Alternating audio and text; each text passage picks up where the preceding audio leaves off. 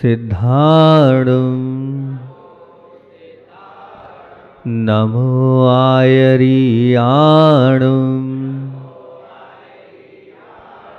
नमो उवज्झायार्णं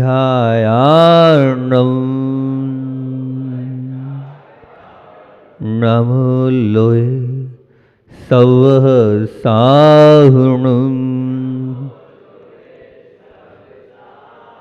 नमो अरिहन्तार्णं नमो सिद्धाणं नमो आयर्याणं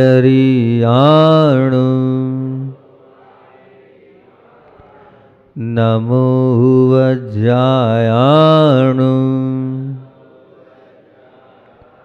नमो लोये सवसाहुणं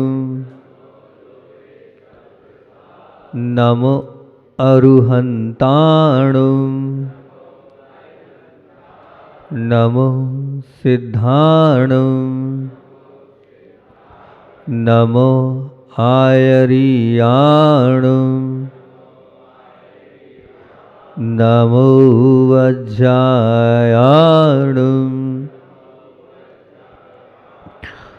नमो लोये सवसाहुणं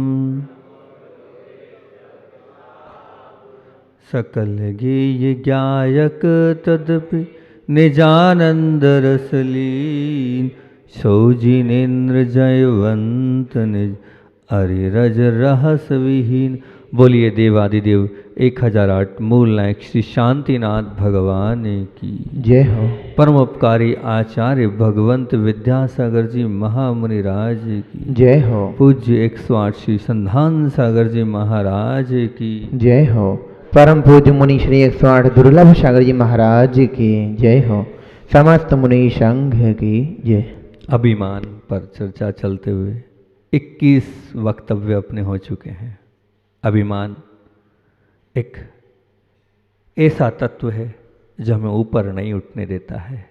और कहा है कहने वालों ने इस अभिमान के लिए, क्या कहा है? अभिमान मुर्दे के समान है। अभिमान मुर्दे के समान है। क्यों है मुर्दे के समान? क्योंकि अभिमान विनाश का सूचक है, जो व्यक्ति के विवेक को और सजगता को नष्ट कर देता है और पतन की ओर ढकेल देता है। बंधुओं, जब विवेक समाप्त हो जाएगा, हमारी सजगता समाप्त हो जाएगी, तो निश्चित तौर से हम पतन की ओर ही जाएंगे। विवेक और सजगता दोनों का नाश करने वाला अभिमान है। ऐसा आचरण करने वाला जिंदा रहते हुए भी क्या है? मुर्दे के समान है। कैसा है वो? मुर्दे के समान है, क्योंकि ना तो उसके पास विवेक है, ना उसके पास सजगता है। वो विवेक और सजगता खो चुका है, तो वो निश्चित तौर से मुर्दे के समान है और वो धर्म से तो कोसों दूर हो ही जाता है अभिमानी व्यक्ति। कहा भी है, बहुत अच्छी बात कही है। क्या कही है? अकड़ खास मुर्दे की पहचान है। अकड़ खास मुर्दे की पहचान है, झुकता वही जिसमें कुछ जान है। क्या बात बोली है? अकड़ खास मुर्दे की पहचान है, झुकता वही जिसमें कुछ जान है। जिसमें क्या है?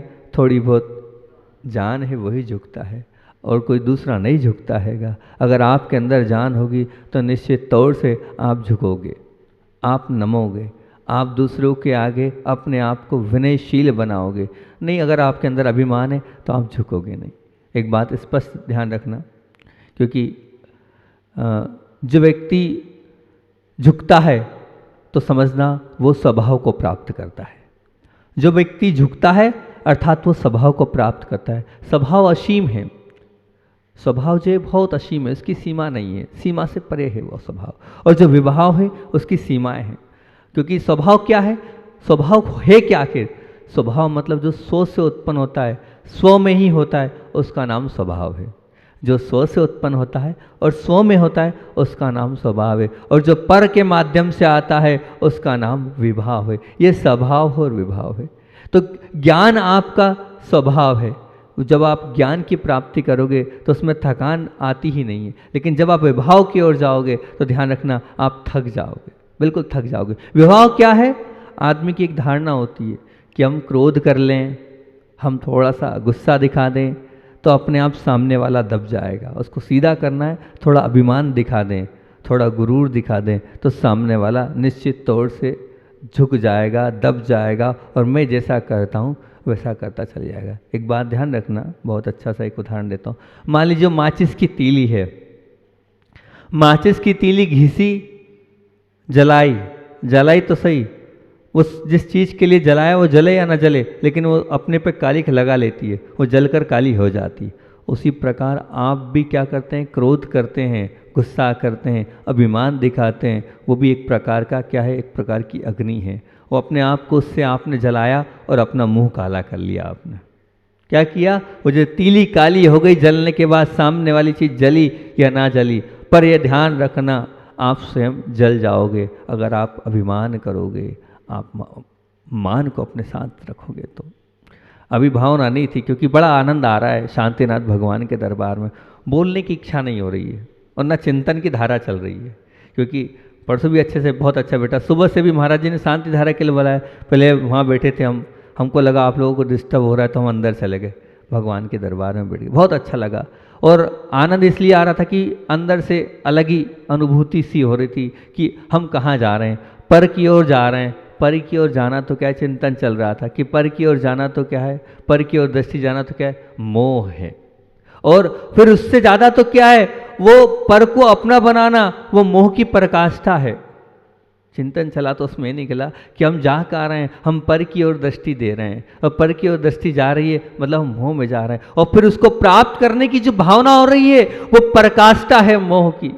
हम लोग लगे हैं, धर्म कर रहे हैं, पूजा कर रहे हैं, पाठ कर रहे हैं, स्वाध्याय कर रहे हैं, तप कर रहे हैं, पर सब कुछ है, लेकिन वो क्या है? मूलतः तो उस स्व आत्मा की प्राप्ति के लिए होना चाहिए, उस आत्मा के साध्यभूत आत्मा की प्राप्ति के लिए वो लक्ष्य होना चाहिए। लेकिन हम इसी में उलझे हैं, हम आत्मा की तरफ जा ही नहीं रहे। वो आध्यात्मिक ज्ञान जीवन में जो प्रकाश फैलाता है, वो ज्ञान ऐसा है जब आप आत्मा की ओर जाओगे, जब आप अपने अंदर उतरोगे तो बड़ा आनंद आएगा। वो क्या करता है? वो जो जाता है वो अपने आप ऐसा तृप्त होता है, उसको बड़ा आनंद आता है। ध्यान रखना, लेकिन वो ज्ञान कब प्राप्त होगा? वो प्राप्त होगा जब वो ज्ञान गुरु की शरण से ही मिलता है, हर कहीं नहीं मिलता। जब ऐसे ज्ञानी साधु के पास जाके बैठोगे आप, उनकी सन्निधि को प्राप्त करोगे आप, तभी वो ज्ञान के चक्षु आपके खुलेंगे, तभी आप आत्मा की ओर जा पाओगे। क्योंकि ज्ञान से आत्मबोध की उत्कंठा जाग उठती है और मन के जो कपाट है वो खुलते चले जाते हैं। अभी आपके मन के दरवाजे लगे हुए हैं।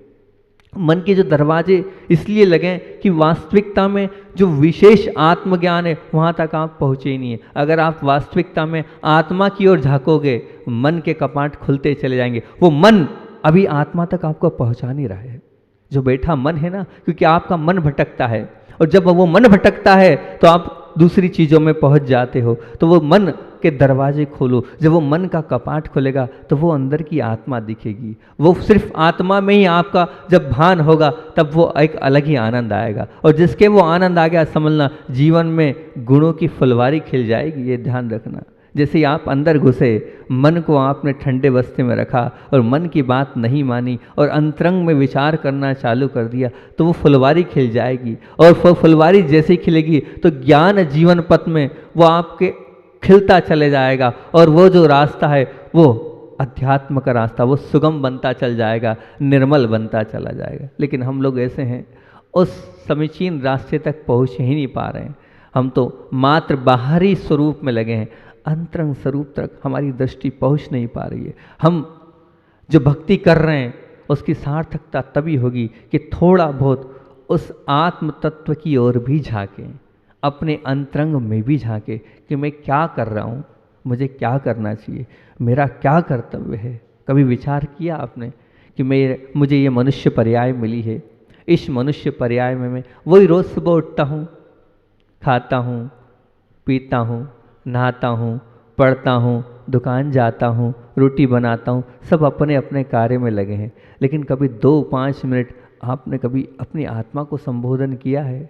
बहुत आनंद आता है सुबह से उठना और सुबह से उठने के बाद विचार करना कि मैं एक आत्मा हूँ, मैं शुद्ध आत्मा हूँ, मैं वो आत्मा हूँ जिससे मेरा कल्याण होना है। मैं कैसा हूँ? मैं भगवान स्वरूप हूँ, सिद्ध स्वरूप हूँ, मैं निर्विकल्प हूँ, न राग है न द्वेष है। 2-5 मिनट भी अगर आप इस प्रकार का चिंतन करोगे ना तो आपको प्रशस्ता आती चलेगी। जितना आपका डिप्रेशन है दूर होता चला जाएगा, जितनी आपकी विकल्पता है वो दूर होती चली जाएगी। सिर्फ आपको कुछ नहीं करना है, मैं निर्विकल्प हूँ, मुझे किसी से कोई लेना देना नहीं है। ऐसे चिंतन करते चले जाएंगे तो निश्चित बहुत आनंद की आपको यात्रा का अनुभव होगा। पर होगा तब आपने तो सब कुछ इसी को मान लिया। जैसे मनुष्य इस हीरे को, पन्ने को, सोने को, इनको सबको सब कुछ मानता है, लेकिन जब वो आत्मा का ज्ञान करता है उसके लिए सब मिट्टी है। उसके लिए तो क्या है? सब कुछ वो क्या है? आत्मा में, आत्मा रूपी रत्नों में वो 2 मिनट 5 मिनट खोजता है और उसमें से जो एक चिंतन निकल के आता है वही उसको सब कुछ मानता है। वैसे मैं आपसे पूछता हूँ, आप बताना कि स्व क्या है और पर क्या है? स्व क्या है? हालांकि आज का चिंतन कुछ ऊंचा जा रहा है, बच्चों के हिसाब से नहीं, लेकिन वही चल रहा है, मैं क्या करूं मन में। स्व क्या है और पर क्या है? चलो एक छोटे से उदाहरण से आपके सामने रखता हूं, स्व क्या है, पर क्या है। मान लीजिए बारिश आई, मान लीजिए बारिश आई और सब छात्रावास के, गुरुकुल के बच्चे हैं। अब बारिश आई और बारिश आने के बाद सबके कपड़े सूख रहे थे। मान लीजिए यहाँ पर गुरु भी बैठे हैं, शिक्षक भी बैठे हैं, उनके भी कपड़े ऊपर छत पर सूख रहे थे और बारिश आई। और बारिश आने के बाद आपने जल्दी जल्दी क्या किया? अपने कपड़े उठा लिए, स्वयं के कपड़े उठा लिए। बहुत अच्छी बात है महाराज जी, हमने अपने कपड़े उठा लिए। कितने 5 अध्यापक है, अपने अपने अध्यापक ने अपने अपने कमरे के ऊपर जो कपड़े थे वो उठा लिए, आप लोगों ने अपने अपने उठा लिए। तो ये आपने कहा स्वयं के कपड़े उठा लिए आपने। ध्यान रखना बंधुओं, अभी आप बहुत दूर हो। जो कपड़े उठाए स्वयं के वो भी पर है, और जिस शरीर के ऊपर आप वो कपड़े पहनोगे वो भी पर है।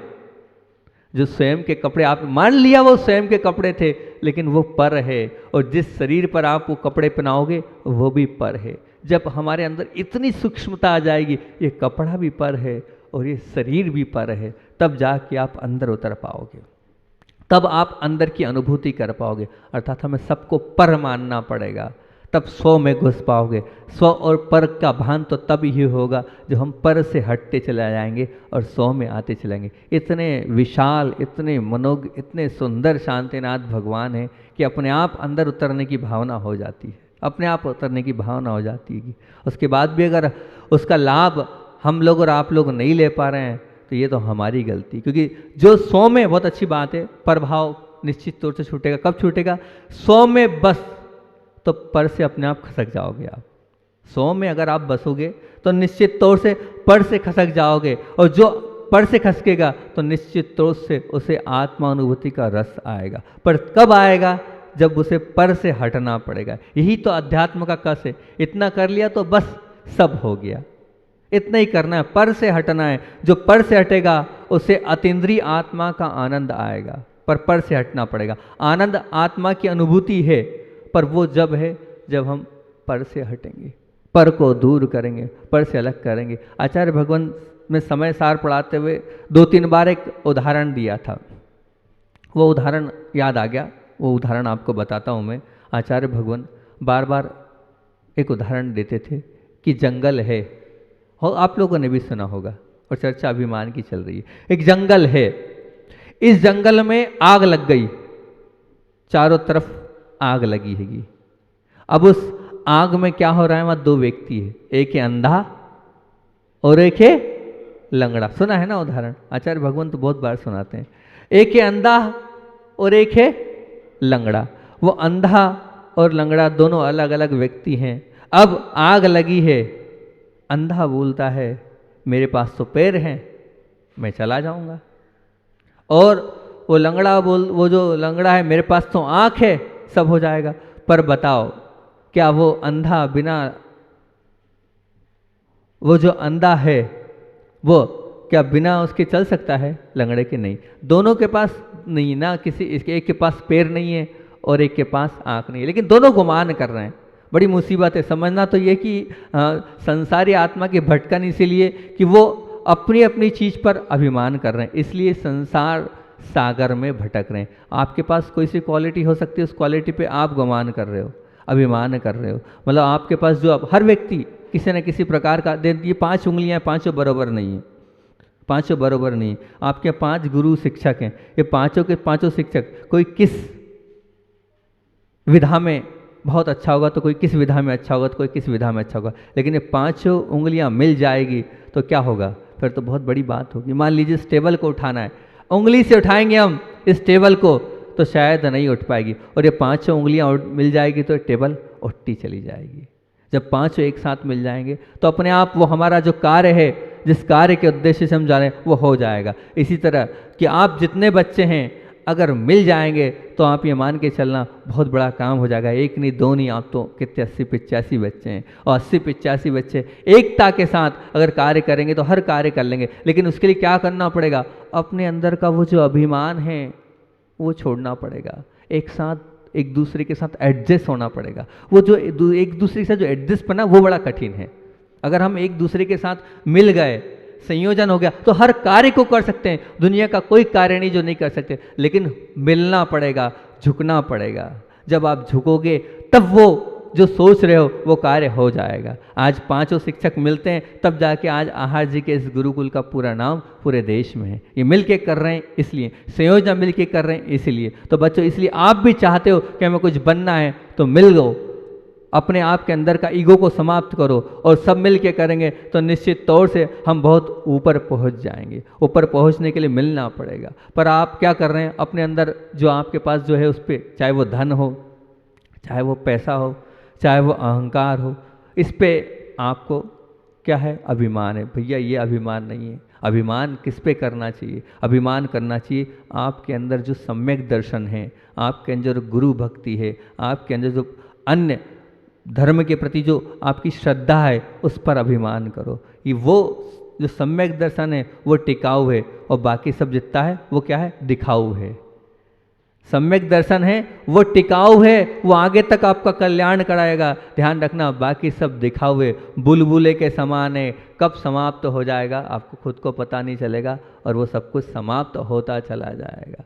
वो जो दोनों व्यक्ति हैं, कौन, वो अंधा और लंगड़ा, अगर वो दोनों मिल जाएंगे तो निश्चित तौर से काम होता चला जाएगा। कहा भी है, जो एक दूसरे के मिलकर हम अगर कोई काम करते हैं तो निश्चित तौर से वो काम होता ही है। स्वयं अगर हमें बड़ा बनना है तो हमें धर्म के साथ और सबके साथ मिलकर करें। अब वो चाह तो नहीं रहे, दोनों एक दूसरे के गुए, लेकिन फिर भी अंदर से आवाज़ आई और गुरु ने संबोधन दिया, मिल जाओ। अगर आप लोग मिल जाओगे तो निश्चित तौर से आपका वो सब अच्छा होता चला जाएगा। और वो मिल गए, और जब वो मिल गए तो अपने आप उस आग से बच गए। अगर नहीं मिलते तो क्या होता, उस आग में क्या छोड़ती अग्नि कि नहीं भैया मैं कृपा करती हूँ, तुम लंगड़े हो तो मैं तुम्हें नहीं जलाऊंगी, मैं कृपा करती हूँ कि तुम अंधे हो तो मैं तुम्हें नहीं जलाऊंगी। नहीं, अग्नि ना लंगड़ा देखती ना अंधा देखती, वो तो सबको जला देती। परंतु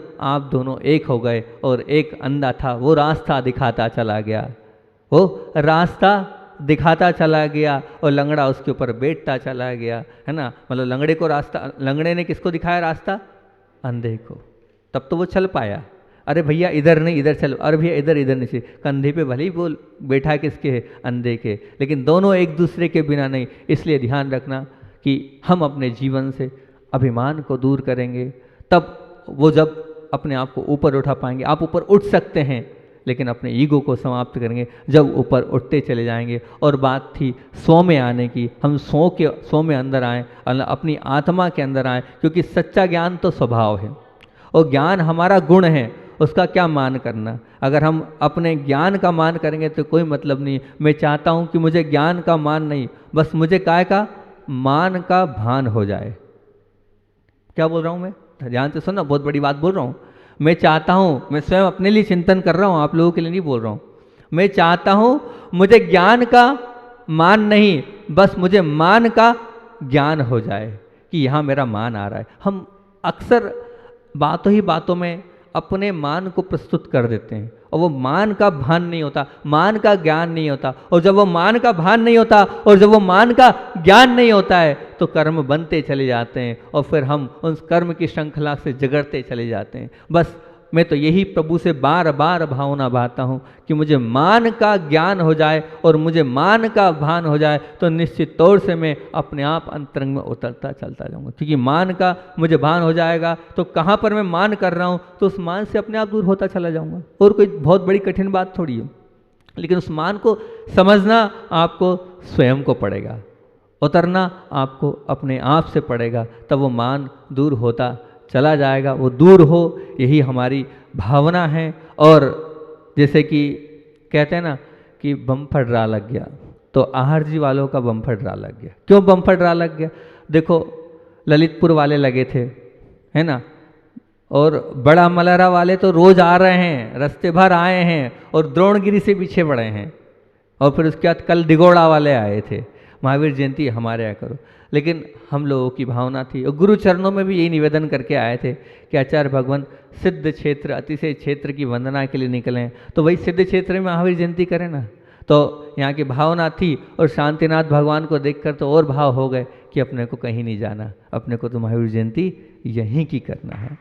और आपकी भावना भी पूरी हुई, और आपकी भावना भी पूरी हुई कि वर्तमान शासन नायक महावीर भगवान की इस महावीर जयंती को अपन लोग मिलकर यहीं पर मनाएंगे और कुछ नया अपने जीवन में लाएंगे, कुछ नया अपने जीवन में उतारेंगे। इस भावना से महावीर जयंती को अपन मनाने जा ही रहेंगे। और विधान तो महाराज जी ने बता ही दिया, आप लोगों ने कल आई थी यहाँ की समाज और कमेटी निवेदन करने कि महाराज जी हम चाहते हैं कि कल भी विधान हो, परसों विधान हो। मैंने कहा करना आपको है, हमें तो करना नहीं है, आप बुलाओगे तो हम आ जाएंगे, क्या बाधा है? कोई बाधा वाली कोई बात ही नहीं है। आपकी भावना है तो बहुत अच्छी बात है। हमने कहा है कहाँ, समाज कहाँ है? हमने पूछा, बोले हमारे बच्चे लोग तो हैं, वो तो बैठेंगे ना। बहुत अच्छी बात है, जितने आएंगे उतनी बहुत अच्छी बात है। अच्छे भावों से महावीर जयंती आप मनाओ, महावीर भगवान की आप भक्ति करो। रोज अपन आचार्य भगवान का कोई ना कोई संस्मरण लेते हैं, कोई ना कोई आपके अंत में बात जरूर बोलते हैं। तो एक बहुत पुराना संस्मरण, क्योंकि अभी वैसे तो एक बात बताऊँ, मैं इतने काफ़ी समय से रोज़ आचार्य भगवान का कोई ना कोई संस्मरण सुनाता हूँ, कोई ना कोई संस्मरण सुनाता हूँ। तो जितने मेरे पास से करीब जो मेरे जीवन के साथ घटे थे लगभग वो तो बहुत कुछ सुना चुका हूँ। पर अभी आचार्य भगवान की एक पुस्तक हैगी जो पूज्य धैर्य सागर जी महाराज जी से चर्चा हुई, तो उनसे चर्चा हुई तो उन्होंने बताया कि महाराज जी है हमारे पास 3-4 जो गुरु जी के पुराने संस्मरण। तभी वही पुस्तक में यहाँ आया हूँ, जब से वही पढ़ रहा हूँ, पुरानी पुस्तक पढ़ रहा हूँ जो आचार्य भगवान के पुराने मतलब बहुत अच्छी अच्छी चीज़ जिससे मोटिवेशन मिले वो मिली। तो कल परसों एक पढ़ा मैंने तो वो बहुत अच्छा लगा। उस 74-75 की ही बात होगी, राजस्थान में ही आचार्य भगवान थे। और उस समय क्या था कि जून का समय था और जून में पानी गिर गया। पानी गिरने के कारण जो थोड़ी सी ठंडक थी, लेकिन दिन में जो है गर्मी थी और रात में ठंडक थी। अब आचार्य भगवान तो और जो छोटा सा संघ था, एक क्षुल्लक जी थे और एक 2 क्षुल्लक जी थे, आचार्य श्री थे, और वहीं पर ऊपर छत पर रुक गए क्योंकि गर्मी बहुत थी। अब जैसे जैसे रात होती गई वैसे वैसे क्या हुआ, ठंडी बढ़ती गई। वैसे आपके भी ऐसे ही होता है, दिन में भी गर्मी रहती है और रात होती जाती है तो ठंडा होता चला जाता है। अब रात के 12 के बाद फिर बहुत ज़्यादा ठंडा हो गया। अब ठंडा हो गया तो जो दो तीन ब्रह्मचारी भी थे और जो क्षुल्लक जी थे उनसे सहन नहीं हुआ और धीरे धीरे करके उस शनै शनै एक एक करके नीचे उतरते गए, छत से नीचे आते गए। अब जो है मात्र आचार्य भगवान 1:30 बजे तक अकेले बचे, बाकी सब उतर आए। आचार्य श्री उस समय तक उठ जाते हैं, उठने के बाद वो ध्यान में बैठ गए। ठंडी ठंडी अच्छी तेज हवाएं चलती चली गई और आचार्य श्री बैठे रहे। अब आचार्य श्री अब बैठे, फिर सुबह जब क्षुल्लक जी से स्वरूपानंद जी नाम था उनका क्षुल्लक जी का, वो पहुँचे वहाँ पर। तो आचार्य श्री से उन्होंने निवेदन किया, आचार्य श्री इतनी ठंड थी तो हम लोग से तो सहन नहीं हो रही थी, हम लोग तो नीचे आ गए, आप क्यों नहीं आए?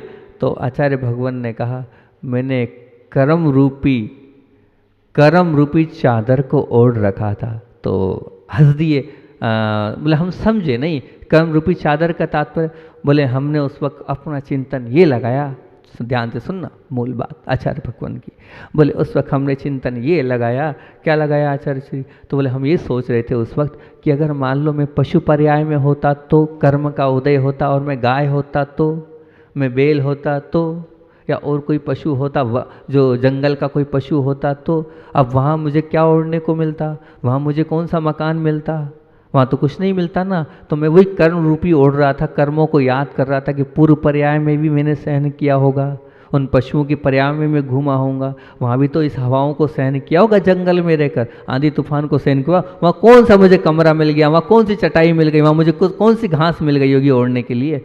तो बोले इसलिए मैं उस कर्म रूपी चादर को ओढ़ रहा था, अपने आप को मैं मान रहा था कि मैं तो पशु तुल्य हूँ, क्योंकि पशु भी जैसे नग्न होते वैसे मैं भी नग्न हूँ। और उसको सोचते सोचते और उसका चिंतन करते करते रात निकाल दी। सब लोग बड़े प्रसन्न हुए। तो ये है चिंतन पूज्य गुरुदेव का। ऐसा चिंतन करते करते बड़े बड़े उपसर्ग और बड़े बड़े परिचय भी वो सहन करते चले जाते हैं। बोलिए आचार्य भगवान विद्यासागर जी महामुनि राज की।